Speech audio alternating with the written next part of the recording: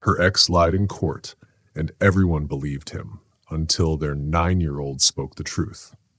Before we start today's story, comment below where you're watching from and hit subscribe if you haven't already. You won't want to miss what's next. The judge hit her gavel, and the loud sound filled the big, quiet courtroom. 9-year-old Alara sat very still on the hard wooden bench. She pressed herself back against it because her heart was beating so fast. Her daddy stood in front of the judge. He looked handsome in his nice suit and spoke in a smooth, calm voice. "Your Honor," he said kindly, "I love my daughter very much. I've been trying to see her for months, but her mother won't let me. She keeps making up stories about me." Alara's small hands shook in her lap. She looked at her daddy, but she knew something that no one else in the room knew. Her daddy was lying. Big, scary lies. Lies that made her stomach hurt. Her mommy, Sylvia Vesper, sat at the other table. Her hands were squeezed together so tightly that her knuckles were white. For 3 years, she had taken care of Alara all by herself. She had worked hard to make a safe and loving home. But now her ex-husband, Caspian Thorne, was trying to make her look like a bad person. And the worst part? The judge seemed to believe him.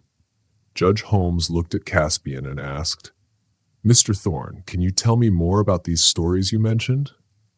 Caspian's lawyer, a tall man named Mr. Sterling, stood up. "Your Honor, Miss Vesper refused my client's visits many times. She made false accusations to keep the child away from her father."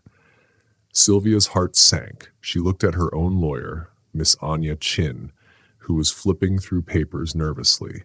Sylvia had proof that Caspian was lying, but his lawyer seemed so calm and confident. Caspian continued talking with a sad voice that made him sound like a victim. "Your Honor," he said, "Sylvia has been struggling with money. I have a good job and a new home. I can give Alara a better life." Alara listened and remembered things that no one else saw.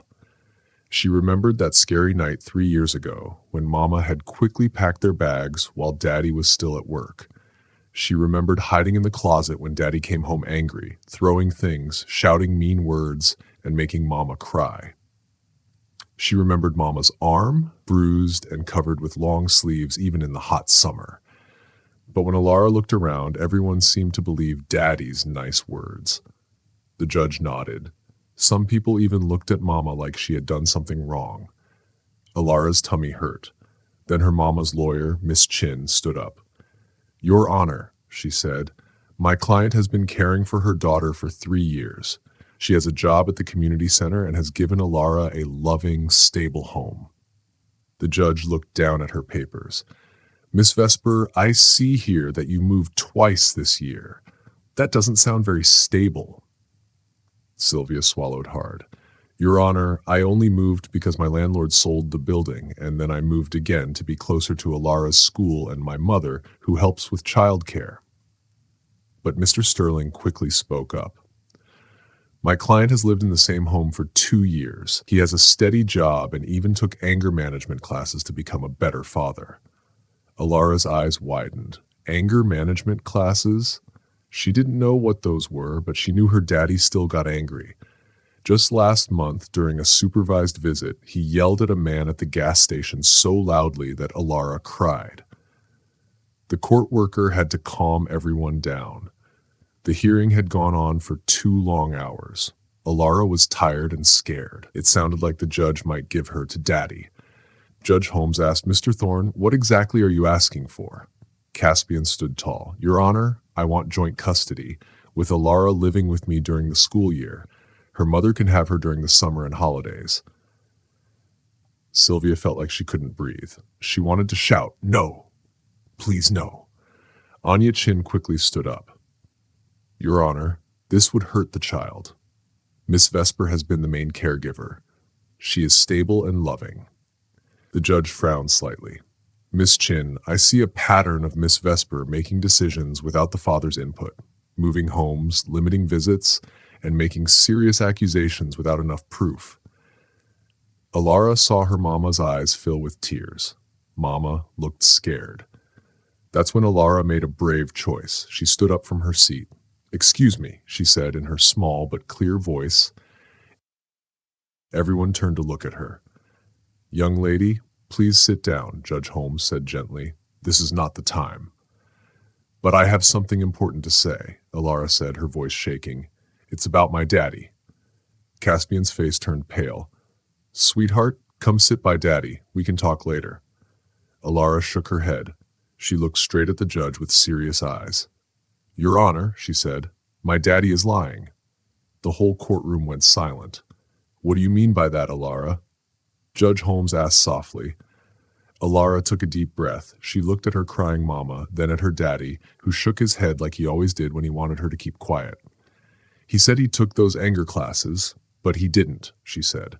"He said he wants to take care of me, but that's not true. And he said Mama keeps me away from him, but that's a lie too." Caspian jumped up. "Your Honor, she's been coached." "Mr. Thorne, sit down," the judge ordered. Then she looked at Alara again. "Can you tell me more, sweetheart?" Alara nodded.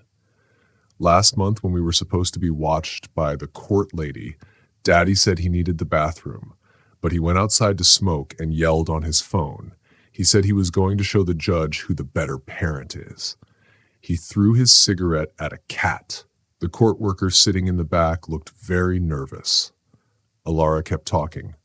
"When we went to the park, he didn't play with me. He was too busy talking on his phone and yelling about money. He forgot about me and I got lost. A nice lady helped me find him."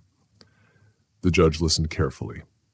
"Alara," she said gently, "are you sure about what you saw and heard?" Alara nodded. "Yes, ma'am. I remember everything. Mama says I have a good memory. I remember things from before we moved, too." Now the courtroom felt different. Caspian's confident smile was gone. His face looked scared. Sylvia looked at her daughter with tears and pride. Her brave little girl had spoken the truth. Caspian's lawyer quickly said, "Your Honor, this child is confused." "Mr. Sterling," the judge interrupted, "I think I need to speak to Alara privately in my chambers." As the judge stood, Caspian shouted, "Alara, baby, you don't have to do this. Daddy loves you. We can go get ice cream, just like before." Alara looked at him sadly. "Daddy, you never took me for ice cream. You said we would, but you never did. Just like you said you wouldn't hurt Mama again, but you did." People in the courtroom whispered in shock. Judge Holmes banged her gavel. "Court is in recess. Alara, come with me, please. Both lawyers in my chambers in 10 minutes. Alara walked toward the judge's office, her head held high even though her hands were shaking. Sylvia felt something change inside her. For the first time in months, she felt hope. Maybe the truth was finally coming out. But she also knew that whatever happened next would change their lives forever. Caspian stood behind his lawyer's table, pacing back and forth. His calm face was gone. He looked angry and scared. The bailiff was watching him closely now. Sylvia realized that Alara's bravery had done something powerful. It had shown everyone who Caspian Thorne really was. Judge Ramona Sterling had worked in family court for 15 years. She thought she had heard everything. But now, sitting in her office across from little Alara, she felt something different. "Alara," she said kindly, taking off her black robe and sitting in a regular chair. "You're very brave for speaking today. But this is very important. Do you understand that?" Alara sat in the big leather chair, her feet not touching the floor. She nodded. "Yes, ma'am. I know it's important. That's why I had to tell the truth, even though I was scared." The judge smiled softly. She could tell Alara wasn't coached. This little girl had really seen and remembered things that mattered. "Tell me about the night you and your mother left your father's house," the judge said. Alara took a deep breath. "It was 3 years ago, but I remember. Daddy came home from work very mad. He yelled at Mama in the kitchen while I was supposed to be sleeping. I got scared and hid in my closet." "What did he yell about?" the judge asked. "Money," Alara said. "He said Mama was stupid and worthless. He used bad words. Then I heard something crash, like a plate breaking, and Mama started crying. The judge wrote some notes. And then what happened? I peeked out and saw Daddy grab Mama's arm really hard. She said, "Caspian, please, you're hurting me." But he didn't let go. He pushed her against the refrigerator and kept yelling in her face. The judge's pen stopped moving. "Alara," she said kindly, "are you sure about what you saw that night?" Alara nodded. "Yes, ma'am. I was so scared, but I couldn't stop looking. Then Daddy saw me standing there, and he looked even angrier. He pointed at me and yelled for me to go back to bed, or I'd be in big trouble." "Did he hurt you that night?" the judge asked. Alara shook her head. "No, ma'am. But when I went back to my room, I heard more yelling and things breaking. I pulled my blanket over my head, but I could still hear everything." Judge Holmes set down her pen and looked kindly at Alara. "What happened the next morning?" "Daddy was gone to work," Alara said softly, "and Mama had a big purple bruise on her arm. She was crying while making my breakfast. When she saw me looking, she tried to smile and said everything was fine. But it wasn't fine." "How do you know?" the judge asked. "Because Mama started packing our clothes into garbage bags while I was eating my cereal. She kept looking at the clock and the front door like she was scared Daddy would come back. Then she told me we were going to stay with Grandma Rosalind for a while." The judge nodded slowly. "And you never went back to live with your father after that?" "No, ma'am," said Alara.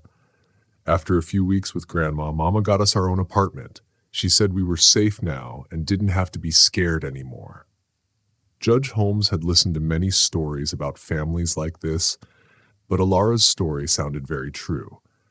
The little girl's words matched her feelings, and she didn't sound like anyone had told her what to say. "Alara," the judge asked gently, "when your father visited you, did he ever tell you what to say in court?" Alara nodded. "Yes, ma'am. Last time he told me that if someone asked why we left, I should say that Mama just got scared for no reason. He said Mama makes up stories because she doesn't want him to be happy." The judge leaned forward. "And do you believe that?" Alara shook her head. "No, ma'am. Mama doesn't make up stories. She always tells the truth, even when it's hard. Like when she told me we couldn't go to Disney World because we didn't have enough money.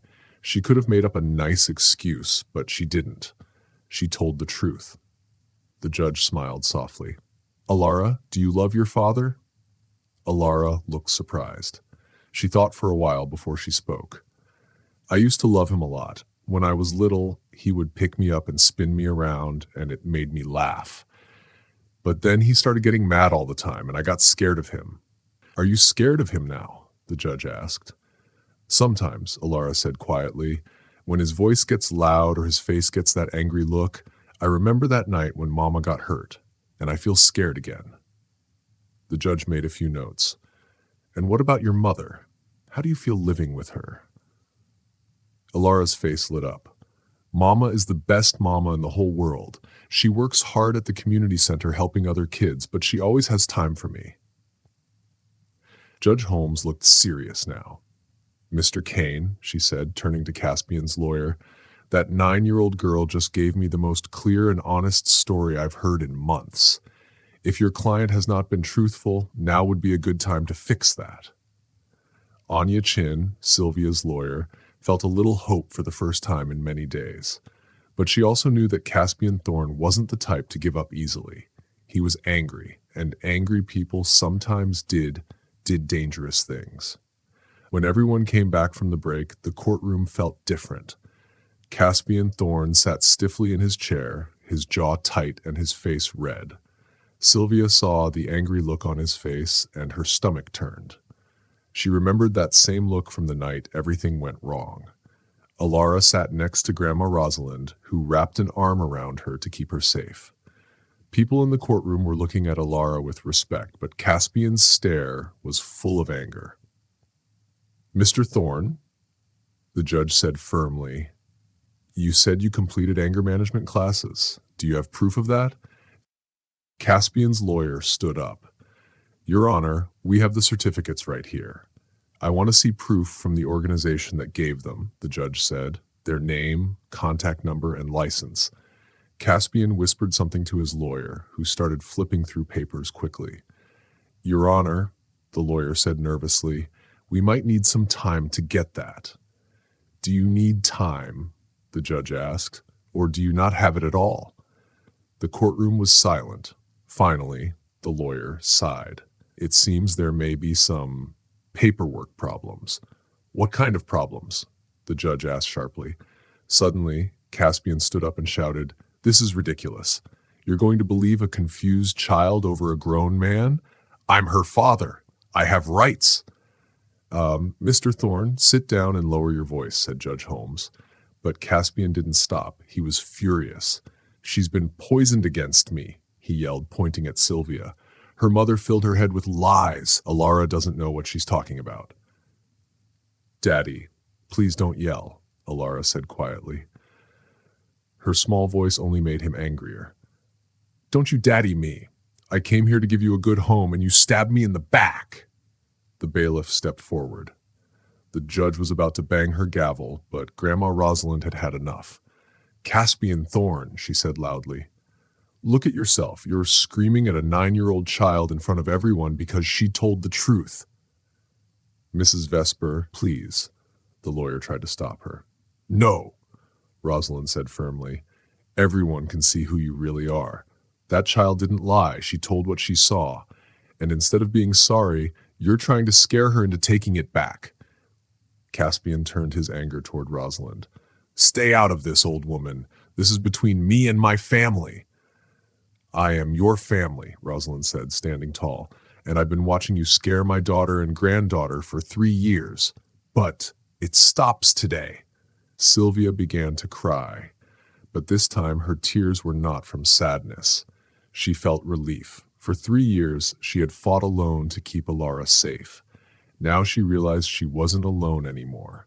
Her mother and her daughter were both standing with her. "That's enough," Judge Holmes said, slamming her gavel. "Mr. Thorne, sit down or you will be removed." Caspian looked around wildly, realizing what he had just done. Everyone had seen his anger, just like Alara had said. "Your Honor," he said, trying to sound calm, "I'm sorry. I love my daughter. Mr. Thorne," the judge interrupted, "your behavior just now tells me more about you than any paper ever could. Sit down." Anya Chin, Sylvia's lawyer, felt a huge wave of relief. Caspian's angry outburst had proven everything Alara said, but she also worried about what would happen after the hearing. Judge Holmes looked at her notes, then at Alara, who sat quietly beside Grandma Rosalind, tears in her eyes. "Based on what I've heard," the judge said, "I have serious concerns about Mr. Thorne being a good and safe parent." Caspian started to stand, but his lawyer pulled him back down. "This child gave true and detailed stories about violence in the home. Mr. Thorne cannot prove he took anger classes, and his anger in this courtroom today proves her story is real." Sylvia's heart beat fast. "Was this really happening?" the judge went on. "I am also very troubled that Mr. Thorne tried to make his daughter lie in court. A loving parent does not ask their child to lie, especially about something this serious." Caspian whispered angrily to his lawyer, but the man just shook his head. "However," said the judge, "I want to be sure my choice is fair, so I am ordering a full background check on your jobs, your homes, and any court records. And Mr. Thorne, you must take a psychological test to see if you are fit to be a parent." "Your Honor," said his lawyer, "that's too much." "No, Mr. Kane," said the judge firmly. "Your client's behavior today shows this is very necessary." The judge turned to Sylvia. "Miss Vesper, the custody stays the same for now. Mr. Thorne's visits with Alara are stopped until I say otherwise." Caspian jumped up again. "You can't do this. She's my daughter. I have rights." "Mr. Thorne," said the judge, "you lost many of those rights when you scared your own child. Bailiff, please escort him out." The judge hit her gavel one last time. "Court is adjourned." Sylvia felt Alara's small hand slip into hers. "Is it over, Mama? Are we safe now?" the little girl whispered. Wait a second. If you're enjoying this story, make sure to subscribe and share your favorite part in the comments below. And don't forget to drop a heart to show your support. Sylvia squeezed her hand and looked at Caspian being led away by security. His face was red with rage, and he was still muttering angrily. I think so, baby, Sylvia said softly. I think we're finally safe. But deep inside, Sylvia still felt uneasy. She knew Caspian's anger was far from gone. Grandma Rosalind hugged both Sylvia and Alara tightly. That brave little girl just saved this whole family, she said. Alara smiled for the first time all day. I was scared, Grandma, she said softly. But Mama always says we have to be brave when someone needs our help, and Mama needed my help today. Just then, Anya Chin, their lawyer, came to their table with a happy smile. Sylvia, she said, in 15 years of family law, I have never seen a case change so quickly. Alara's words in court were amazing. What happens now? Sylvia asked carefully. Now we wait for the rest of the investigation, and Anya said. But honestly, after what happened today, I don't think Caspian will get any kind of custody or visiting rights. His own behavior ruined his case. When they started to leave the courtroom, Alara gently pulled on her mother's sleeve. Mama, she said sadly, I'm sorry I had to talk about sad things, but I didn't want Daddy to take me away from you. Sylvia knelt down and hugged her daughter tightly. You have nothing to be sorry for, sweetheart, she said. You told the truth, and that's always the right thing to do, even when it's scary. Alara looked up at her. Are you proud of me? I have never been more proud of anyone in my whole life, Sylvia said, her eyes full of love. As they walked out of the courthouse together, Sylvia felt something she hadn't felt in 3 years. Hope. Real hope that she and Alara could finally live without fear. Still, she made a mental note to call the security company to upgrade their apartment locks, just to be safe, because even though they had won this battle, she knew Caspian might not be done causing trouble. 2 weeks after the hearing, Sylvia and Alara were trying to start a new normal life. The visits with Caspian had been stopped, so weekends were finally their own again. But Sylvia still felt nervous. She often checked the locks twice, and every time the phone rang, her heart jumped. Alara, however, seemed much happier. She slept well again, ate her food, and smiled more. Her teacher, Mrs. Paloma, called to say Alara was doing great in school and could focus much better. One evening, while they were doing homework at the kitchen table, Alara looked up. Mama, she said, do you think Daddy is still angry at me? Sylvia put down her coffee mug and looked at her daughter carefully. This was the first time Alara had asked this question. Why do you ask, baby? Alara said quietly. I just keep thinking about how mad he looked when the policeman took him out of the court. He looked at me like he was really, really angry. Sylvia reached across the table and held her little hand. Honey, your daddy's anger is not your fault. You told the truth, and that's what matters. If he's angry about that, that's his problem, not yours. But what if he comes here? What if he yells at me again? He can't come here, sweetheart. The judge said he's not allowed to. We also have new locks, and Grandma Rosalind checks on us every day. Mrs. Aris, our neighbor, knows to call the police if she ever sees Daddy near our building. Alara nodded slowly, but Sylvia could see she was still worried. Truthfully, Sylvia was worried too. Caspian could be unpredictable when things didn't go his way, and losing the case must have made him furious. The next morning, Sylvia got a call from Anya Chin, her lawyer. Sylvia, you might want to sit down, Anya said. The investigators found something very important about Caspian. What did they find? Sylvia asked, her heart racing. Well, first of all, those anger management certificates he showed the court, they're fake. The organization doesn't even exist, and the signatures are forged. But that's not all. Sylvia felt sick. What else did they find? Caspian has been arrested twice in the last 2 years, once for public drunkenness and fighting, and once for attacking a coworker. Both happened after you left him, so he's actually gotten worse, not better. Oh my God, Sylvia whispered. What if I had lost? What if the judge had given him custody and we didn't know any of this? That's exactly why Judge Holmes ordered the investigation, Anya said. She suspected something wasn't right, especially after Alara's brave words in court and Caspian's angry outburst. Is there more? Sylvia asked quietly. Anya sighed. Yes. His neighbors said they often hear loud fights and things breaking in his apartment. The police came twice for noise complaints. It sounds like he's hurting someone else now. Sylvia's heart broke. He's doing the same things he did to me, to another woman. I'm afraid so, Anya said softly. After Anya hung up, Sylvia sat at the kitchen table, trying to take it all in. She was thankful she had left him when she did. That afternoon, Alara came home from school and saw her mother staring out the window. Mama, are you okay? She asked. You look sad. Sylvia smiled gently. I'm okay, baby, just thinking about grown-up things. How was school today? It was good. Mrs. Paloma said I'm reading at a 6th grade level, and Leo Peterson asked me to be his partner for the science fair. That's wonderful, Sylvia said. What will your project be about? I want to do something about how telling the truth can change things.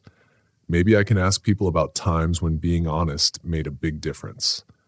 Sylvia felt tears of pride fill her eyes. Even after all they'd been through, her little girl still believed in goodness and truth. That's a perfect project, sweetheart, she said with a warm smile.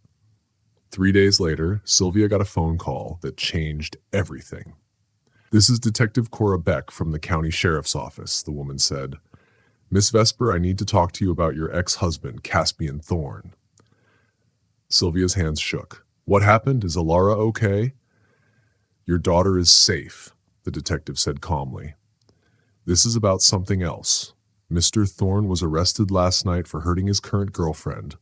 She's in the hospital but will recover. We need to ask you some questions. Sylvia's heart pounded. Did he hurt her badly? Yes, Detective Beck said gently. And during the attack, he mentioned you and your daughter several times. He said you both made him lose everything. Sylvia's eyes filled with fear. He threatened us? Not directly, but he said things like, they'll pay for this. That worries us, the detective explained. Can you come to the station today? Sylvia quickly called her mother to pick up Alara from school, then drove to the sheriff's office with shaking hands. Detective Beck, a kind woman in her 40s, met her there. Miss Vesper, she said, I want to make sure you and your daughter are safe. Caspian's girlfriend, her name is Bianca Sharp, said he became very violent after losing the custody case 2 weeks ago. He told her you had turned Alara against him. During the attack, he shouted, "This is what happens to women who don't know their place." Sylvia felt dizzy. So he was planning to hurt us? We're not sure what exactly, but it's possible. That's why I suggest you and your daughter go somewhere safe for now, the detective said. Move away? But what about Alara's school, my job? Sylvia asked in worry. I understand, but it's important, the detective said. Caspian made bail this morning. What? Sylvia gasped. He's out of jail? But he almost killed his girlfriend. His lawyer said he wasn't a flight risk. Someone paid his bail, the detective said sadly. Before Sylvia could respond, Detective Beck's phone rang. She answered, and her face changed from calm to alarm. Miss Vesper, she said quickly, we need to go to your home right now. Your neighbor just called 911. Someone who looks like Caspian has been in your apartment's parking lot for the past hour. They rushed toward the police car. Sylvia's phone started ringing. It was her mother, Rosalind. Mama, Sylvia said breathlessly, are you okay? Sylvia, where are you? Rosalind cried. I'm at the school to pick up Alara, but they said you already called and had someone else come get her. Sylvia froze. What? Mama, I never called the school. I'm with the police right now. Who picked up Alara? There was silence, and then Rosalind's voice came back, shaking. Oh, Lord Sylvia, they said a man came with papers and ID, claiming to be her father. They said he had legal documents that showed he could take her. Detective Beck grabbed the phone. Ma'am, this is Detective Beck with the sheriff's office. Stay where you are and call 911 right now. Tell them we have a possible child abduction in progress. Sylvia's legs gave out. My baby, she whispered in horror. He took my baby. Detective Beck was already calling for help on her radio, sending out alerts for Caspian's car. But Sylvia barely heard anything. Her mind could only think of one thing. Alara, her brave little girl who had told the truth in court, was now with the man who had promised to make them pay. Miss Vesper, Detective Beck said firmly, holding Sylvia by the shoulders. I need you to focus. Where would he take her? Does he have family far away? Friends? Anyone who might help him hide? But Sylvia wasn't listening to the detective right away. She was remembering Caspian's face in the courtroom, the way he glared with cold, scary anger when the police took him away. This wasn't a father who wanted to see his daughter again. This was a man who was very angry because a 9-year-old girl told the truth, and now he wanted to make her pay for it. Detective, Sylvia said, her voice shaking but strong. Caspian doesn't want Alara back. He wants revenge, and I think he just found a way to get it. At 3:47 p.m., the Amber Alert went out. It said, child abduction. Alara Vesper, 9 years old, African-American girl, last seen with her father, Caspian Thorne. Sylvia stared at her daughter's school picture on her phone. Her heart felt like it was breaking in two. At the police station, Detective Beck and other officers were very busy. They were checking traffic cameras, calling Caspian's old friends, and talking to police in other towns. But it had already been 4 hours since Alara was taken from school, and no one had seen Caspian's car. Sylvia, said Rosalind, Sylvia's mother, sitting beside her.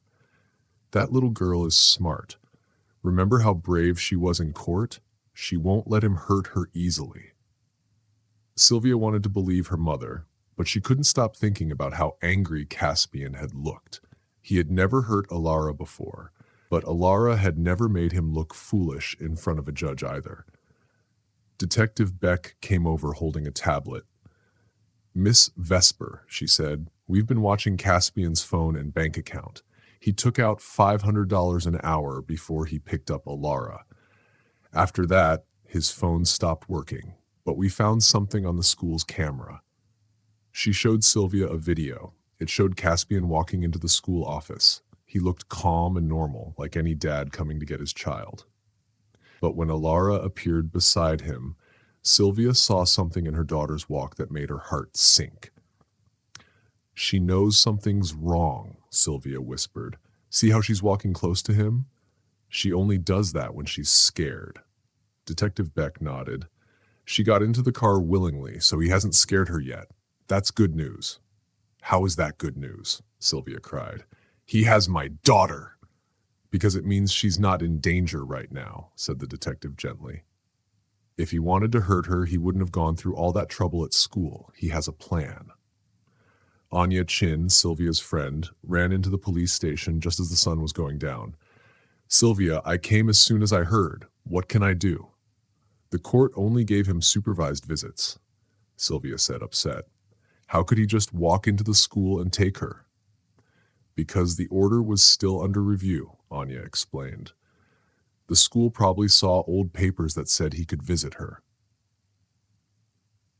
Just then, the detective's radio crackled. Possible sighting, someone said. Gas station in Millerville. A worker saw a car like Caspian's about 2 hours ago. That's 90 miles north, said Detective Beck. Millerville? Rosalind asked. Isn't that where Caspian's brother lives? Sylvia sat up fast. David Thorne, I forgot about him. Caspian said they weren't close, but he talked about him sometimes. Do you have David's number? Asked the detective. No, said Sylvia, but I know he works at the lumber mill there. Detective Beck made some calls quickly. Soon, she found David's address and talked to the Millerville police. Meanwhile, in a small wooden cabin 20 miles outside Millerville, little Alara sat quietly, trying very hard not to cry. Her daddy had been acting strange since he picked her up. At first, he was nice. He bought her a candy bar and asked about her day. But as they drove farther away from home, his smile disappeared. Daddy, Alara said softly, when are we going back? Mama will be worried. Caspian looked at her in the mirror. He had been driving for 3 hours now. His plan to teach her a lesson wasn't making sense anymore. He was still angry, but deep inside he also knew he had made everything worse. Your mama isn't worried about you, he said harshly. She's probably happy you're gone. That's not true, Alara said. Mama always said she wants me to have a daddy who's kind. She just wanted you to stop being angry. Caspian stopped the car suddenly on a quiet road. Do you know what you did to me in that courtroom? He shouted.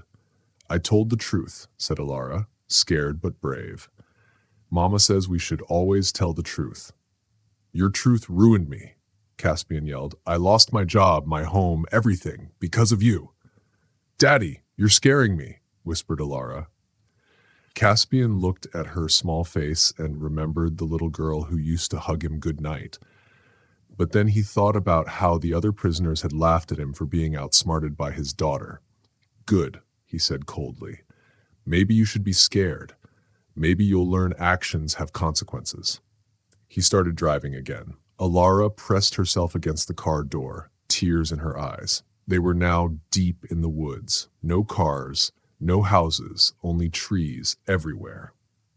She thought of her mama crying, her grandma praying, her teacher, Mrs. Paloma, and all the people who loved her. Daddy, she said gently, I know you're mad, but can we please call Mama? She'll be so scared if she doesn't know I'm okay. Your mama turned you against me, Caspian snapped. No, said Alara, I remember all by myself. You threw things when you were mad. You made Mama cry. I had to hide in my closet because I was scared. Caspian slammed on the brakes. Alara's seatbelt pulled tight as she fell forward. He turned to her with angry eyes. You will not talk to me like that. I'm your father. But Alara didn't look away. She met his eyes bravely. Being my father doesn't mean you can hurt people. Judge Holmes said parents are supposed to keep their children safe, not scare them. Judge Holmes doesn't know anything about being a parent, Caspian shouted. She knows more than you, said Alara quietly. Because she knows love means you don't hurt people, even when you're mad. Caspian stared at her in shock. His 9-year-old daughter was teaching him about love. Her words sounded just like the things Sylvia used to say. He started driving again, slower this time. The sun was setting, and he didn't know what to do next. He realized he had made himself a fugitive. Back at the police station, Detective Beck got new information. We found Caspian's car behind David Thorne's house, but the house is empty. David left work early, she said. He got a phone call at 2 p.m. and seemed upset. He asked for the rest of the week off. So they're together, Sylvia said. It looks like it, said the detective. But we're searching all of David's places. We'll find them. Rosalind squeezed her daughter's hand. That little girl is brave. She'll find a way to get through this.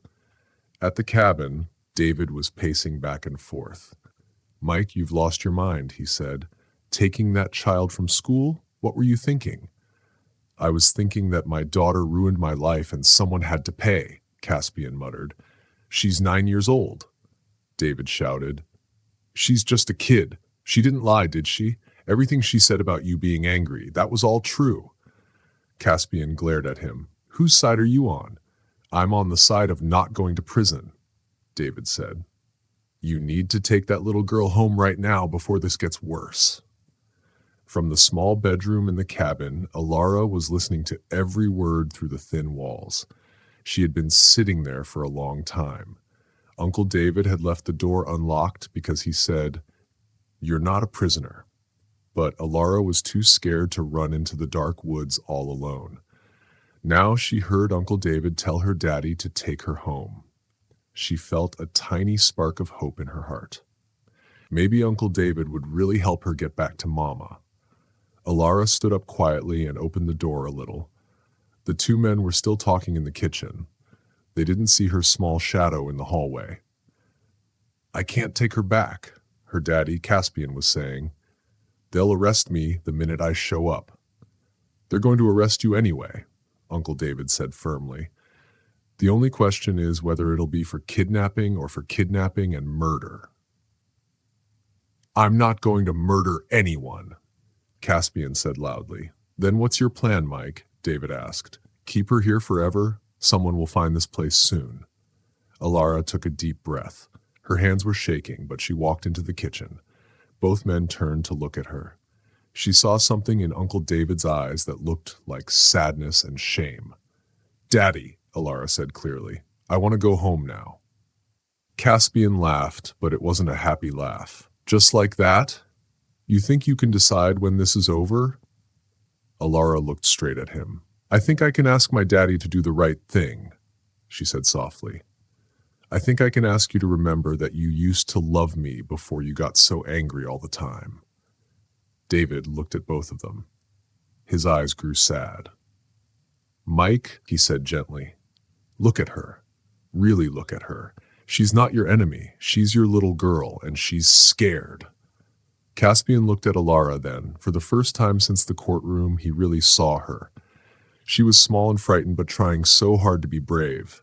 She looked like Sylvia, Alara's mom, when they first met, when Sylvia still believed Caspian could be kind and good. Alara, he said slowly, what you said in that courtroom about me being scary and angry, do you really think that's all I am? Alara thought for a moment. She always took time to think about important questions.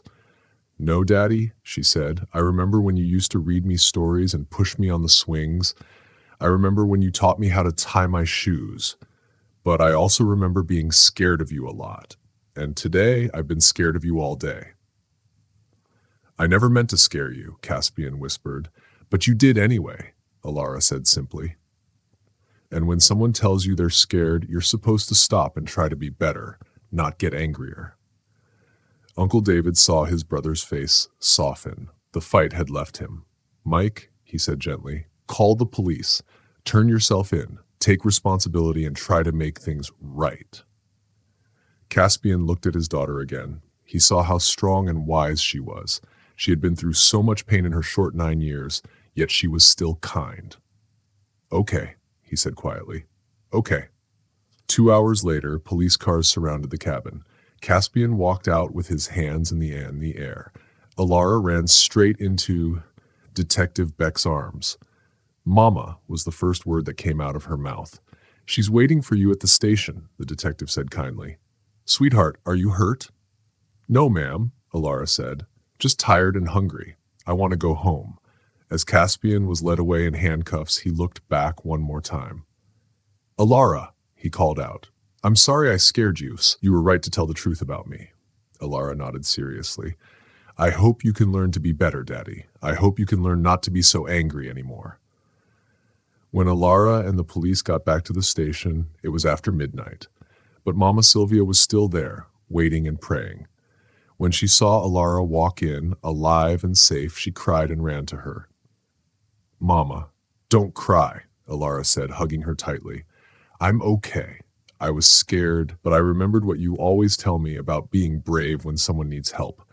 I think maybe Daddy needed help understanding that he was hurting people.